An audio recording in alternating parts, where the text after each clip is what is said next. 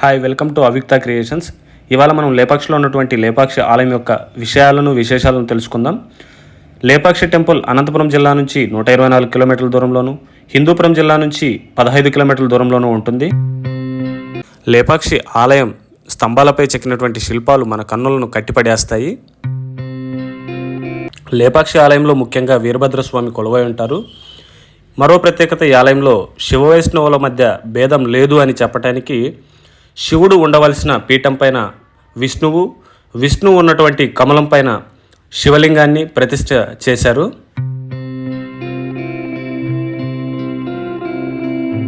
ఈ ఆలయాన్ని తాబేలు ఆకారం ఉన్నటువంటి ఒక కొండపైన నిర్మించడం జరిగింది.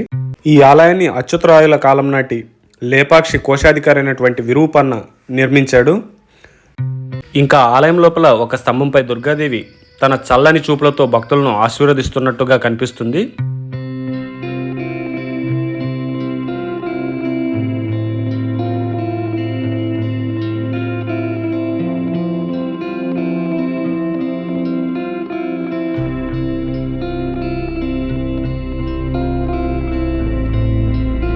అక్కడ స్తంభాలపై ఉన్న శిల్పాలు కొద్దిసేపు మనల్ని అక్కడి నుంచి కదలకుండా ఆపేస్తాయి. ఎందుకంటే ప్రతి శిల్పాన్ని ఎంతో అద్భుతంగా ఆ స్తంభాలపైన చెక్కారు కాబట్టి మనం అక్కడి నుంచి కదలలేకపోతున్నాం. ఆలయం లోపలికి అడుగు పెట్టగానే మనకు నాట్య మండపం కనిపిస్తుంది. ఇక్కడ తుంబురుడు మిగిలిన గంధర్వులు సంగీత వాయిద్యాలను వాయిస్తున్నట్టు కనిపిస్తే, కొంతమంది నర్తకీమణులు ఆ సంగీతానికి నాట్యం చేస్తున్నట్టు కనిపిస్తుంది. చూడ్డానికి ఎంతో చక్కగా ఉంటుంది ఇది.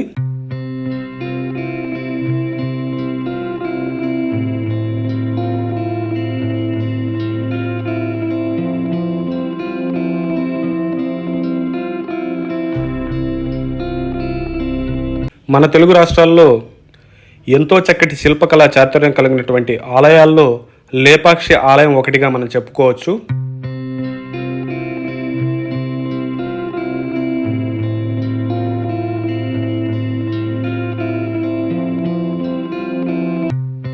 ఈ ఆలయంలో మరో ప్రత్యేకత, గాల్లో వేలాడే స్తంభం. ఈ స్తంభం నేలను తాకదు.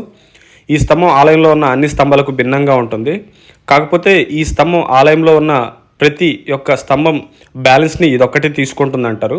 కాకపోతే బ్రిటిషర్స్ కాలంలో ఒక బ్రిటిషర్ ఇంజనీరు దీన్ని కదపడానికి ప్రయత్నం చేసి కొంచెం కిందికి జరిగింది. అప్పుడు మొత్తం ఆలయం కూడా కదిలిందని అంటారు. ఈ స్తంభాన్ని ఇలా నిర్మించడానికి గల మరో కారణం, ఏవైనా ప్రకృతి విపత్తులు, భూకంపం లాంటివి జరిగినప్పుడు ఆలయం పడిపోకుండా ఈ స్తంభం నేలను తాకి మిగిలిన మొత్తం ఆలయాన్ని బ్యాలెన్స్ చేస్తుందని.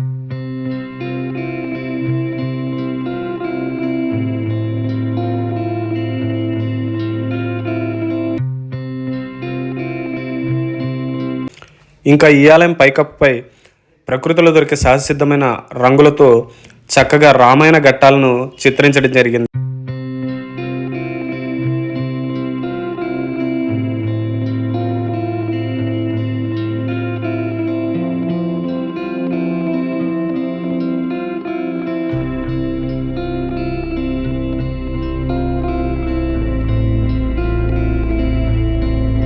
ఆలయం లోపల నుంచి ఎడం వైపుగా వెళ్తే మనకి ఈ ముందు కనిపించేవన్నీ కనిపిస్తాయి.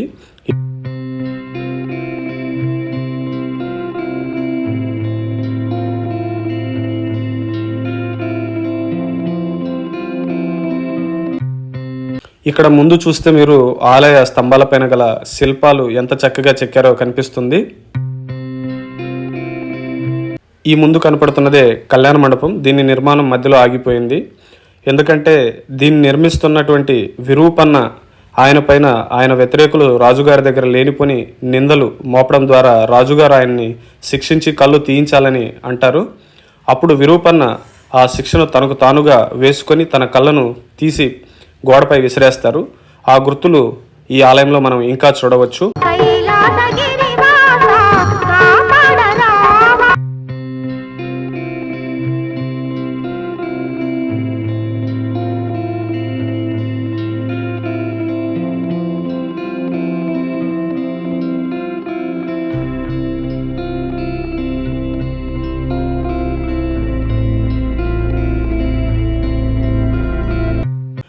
ఇక్కడ మనకి కనిపిస్తున్నది సీతమ్మ వారి పాదము. సీతమ్మను రావణుడు తీసుకెళ్తున్న సమయంలో ఆమె ఇక్కడ ఒక పాదాన్ని మోపారని ఇక్కడ ప్రజలు అంటూ ఉంటారు.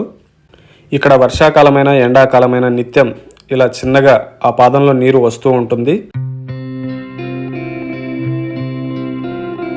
రావణుడు సీతామాతను ఈ మార్గం గుండా లంకకు తీసుకెళ్తున్నప్పుడు జటాయువు ఇదే ప్రదేశంలో రావణుడు అడ్డుకుందని, రావణుడు నరకగా రెక్కలు విరిగిపోయి కింద పడిపోతుంది.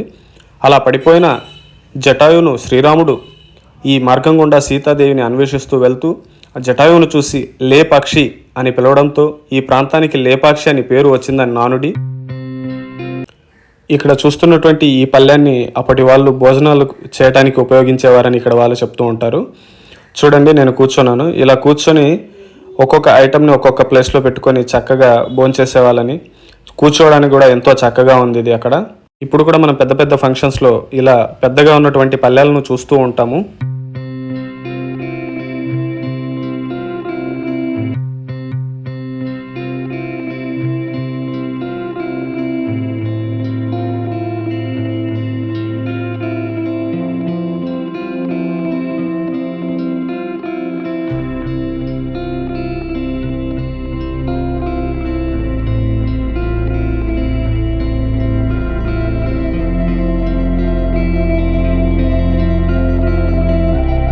ఇక్కడే ఈ ఆలయ నిర్మాణాన్ని చేపట్టినటువంటి విరూపన్న తన 2 కళ్ళను తీసి గోడపై తనకు తానుగా శిక్షించుకొని విసిరేశారు.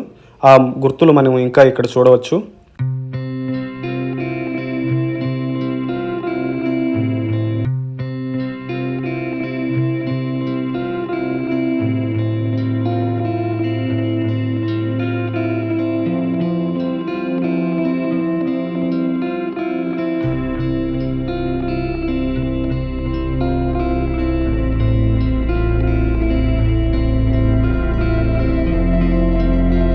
ఇక మనం ఇక్కడ చూసుకున్నట్టయితే ఈ యొక్క రాయి పైన ఎంతో చక్కగా వినాయకుడి విగ్రహాన్ని శిల్పులు చెక్కారు.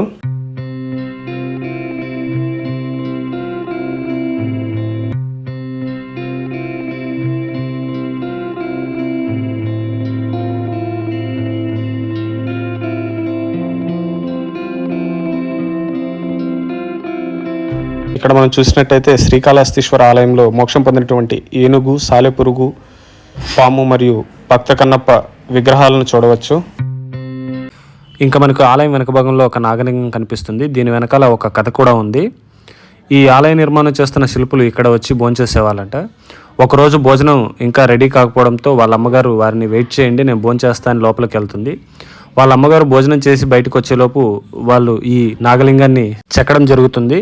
దాన్ని చూసి ఆశ్చర్యంతో వాళ్ళమ్మ తదేకంగా చూడటంతో ఆ విగ్రహానికి దిష్టి తగలడం వల్ల అది ఒక చిన్న పగులు వచ్చిందని ఇక్కడ ప్రజలు చెప్తూ ఉంటారు.